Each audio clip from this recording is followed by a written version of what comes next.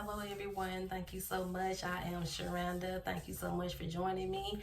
I hope that you have at this point have watched part 1 and part 2 of the forgiveness series. In this video it is part 3, okay? Part 1 was forgiving others, part 2 was forgiving yourself, and part 3, the one that you're watching now, is how many times should I forgive? So please make sure you watch all of those. But in this video, I'm going to be talking about how many times should you forgive. And if you are on this journey to forgiveness, the entire forgiveness playlist will be linked at the end of this video. And I applaud you so much for getting on the path to forgiveness. I promise you, God is proud of you, okay? Now, I know forgiveness is hard, but even if they try to stab you, rape you, try to kill you, slice you up, burn you up, leave noticeable marks on you, you still have to forgive no matter what. I know how hard it is, okay? But you have to forgive. Yes, they left residue on your mind, on your body, your spirit, but you still have to forgive.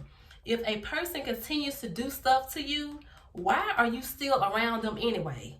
Forgiveness is already hard to do as it is. It makes it even more hard when you take yourself around the same ones that you keep trusting over and over for them to do it again. Like, why? Trust has its limits. You can do without the person that you keep trusting over and over, interfering with your forgiveness, turning you into a person that won't forgive anyone else because of the damage that was done from forgiving and trusting the same person over and over. The Bible did not tell you to trust over and over. It says to forgive over and over. How many times should we forgive? Matthew chapter 18, 21 through 22.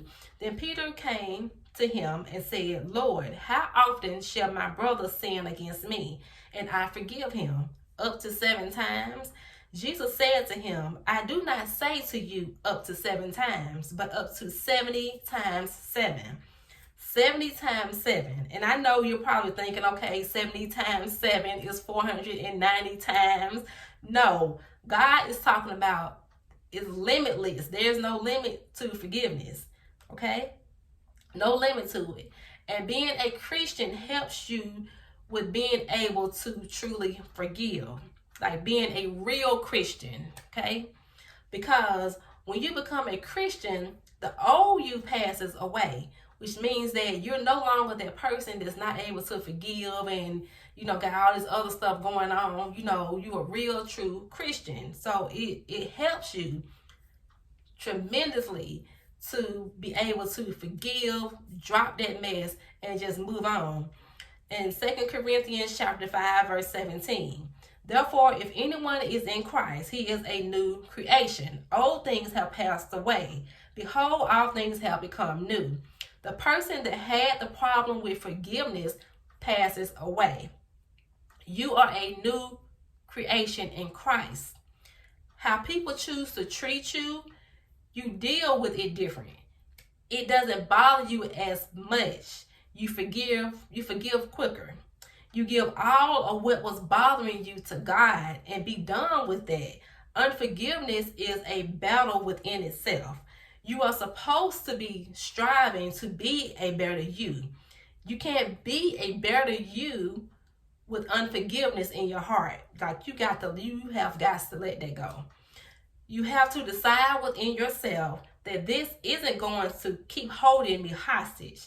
The blessings that you desire is on the other side, but you have to take the first steps to forgive first.